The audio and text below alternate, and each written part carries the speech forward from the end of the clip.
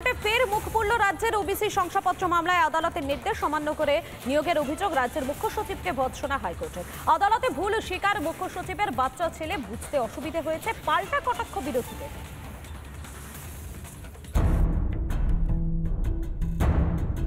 ফের রাজ্য সরকারের গালে সপাটে থাপ্পড় হাইকোর্টের। ওবিসি মামলায় আদালতের নির্দেশ থাকা সত্ত্বেও কিভাবে হলো নিয়োগ প্রক্রিয়া, কেন সংশ্লিষ্ট বিভাগের আধিকারিকদের বিরুদ্ধে ব্যবস্থা নয়, জানতে চেয়ে রাজ্যের মুখ্য সচিব মনোজ পন্তকে তীব্র ভর্ৎসনা আদালতের।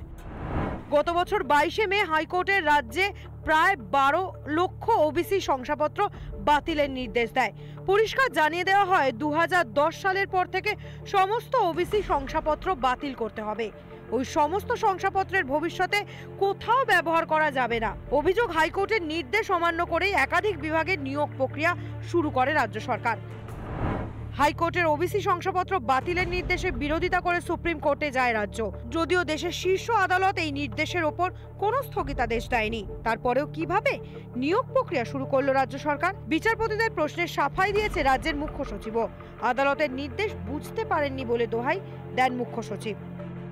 মুখ্য সচিব মনোজ পন্তকে বাচ্চা ছেলে বলে কটাক্ষ বিরোধীদের। উনি প্রাইমারি স্কুলে ভর্তি হতে বলুন। আসলে রাজ্যের মাননীয় মুখ্যমন্ত্রীর স্কুলে ভর্তি হওয়া চিফ সেক্রেটারির পক্ষে অর্ডার বোঝাটা একটু কঠিন, কারণ বুঝতে পারলেও ওনার পক্ষে বলা কঠিন যে এই কমিশনের ব্যাকওয়ার্ড ক্লাসেস অ্যাক্ট অনুযায়ী এটা হয়নি, না হওয়ার ফলে এটা বাতিল হয়েছে। এটা একটা বাচ্চা ছেলেও বুঝতে পারবে, বোঝেনি এরকম আমি বলবো না, বুঝেও তিনি এড়িয়ে গিয়েছেন। ভোটের আগে ফের নিয়ম অমান্য করে নিয়োগের টোপ সরকারের। হাইকোর্টের থাপ্পড় খাওয়ার পরেও মুখে কুলুপ তৃণমূলের। চিফ সেক্রেটারি ভার্চুয়ালি হাজিরা দিয়েছিলেন, তার যুক্তি হাইকোর্টের অর্ডারে ওবিসি এ ওবিসি বি কোনভাবে ভাগ হবে সেটা উনি বুঝতে পারেন। আমাদের দল এবং আমাদের সরকার এর আগে পরিষ্কার ক্লিয়ার করে দিয়েছে, ওই বিষয়ে আমি কোনো মন্তব্য করছি না। হাইকোর্টের থাপ্পড়ে টনক নড়ল না মুখ্য সচিবের। শেষমেশ সংশ্লিষ্ট বিভাগের আধিকারিকদের থেকে জবাব চাইতে বাধ্য হলেন মুখ্য সচিব। আদালতের নির্দেশ না বোঝার দায় নিয়ে এখনই পদত্যাগ করা উচিত নয় মুখ্য সচিবের। রিপাবলিক বাংলা।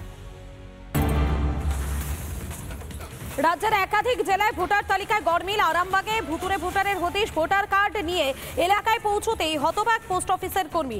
কার্ডে থাকা নামের কাউকে খুঁজে পাননি পোস্ট অফিসের কর্মী। ঠিকানা অনুযায়ী ভোটার কার্ড পৌঁছতে গিয়ে পোস্ট অফিসের কর্মী ওই ঠিকানায় কার্ডে থাকা নামের কাউকেই খুঁজে পাননি বলে অভিযোগ। এ বিষয়ে স্থানীয় বাসিন্দাদের কি বক্তব্য শোনাই আপনাদের। প্রথম দেখছি হতে পারে বাইরের কেউ হতে পারে, কিন্তু আমাদের এইখানে হলে জিনিসটা খারাপই হবে। চেনা নাম থাকলে একটা খারাপ তো হবে। এইগুলো মনে হচ্ছে বাইরের কোনো কেউ হতেও পারে, আমাদের এইখানে কেউ নয় এবং আমার চেনা কাউকে বলে মনেও হচ্ছে। এরকম নামে আমি আজ পর্যন্ত এত বড় হয়েছে আগরওয়াল টাগরওয়াল আমাদের এরিয়ায় বা এই লোকাল এরিয়ার মধ্যে আমি এই টাইটেল আমি শুনি। আর এ বিষয়ে পঞ্চায়েতের প্রধান কি বলছেন শোনাই আপনাদের।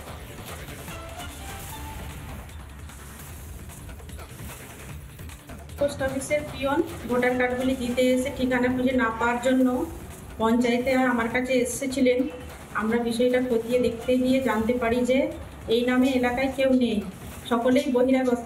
বিষয়টি আমরা সমস্ত বিভাগকে জানিয়েছি, পাশাপাশি আমাদের দলের নেতাদেরও জানানো হয়েছে এবং ভোটার কার্ডগুলি এসেছে, ভোটার তালিকাতে আছে, অথচ এদের কেউ এলাকার বাসিন্দা নন।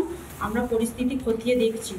নানা ধরনের কন্টেন্ট দেখার জন্য লাইক করুন, শেয়ার করুন আমাদের ফেসবুক পেজ, সাবস্ক্রাইব করুন আমাদের ইউটিউব চ্যানেল। পাশাপাশি অন্যান্য ব্রেকিং নিউজের জন্য অবশ্যই চোখ রাখুন রিপাবলিক বাংলায়।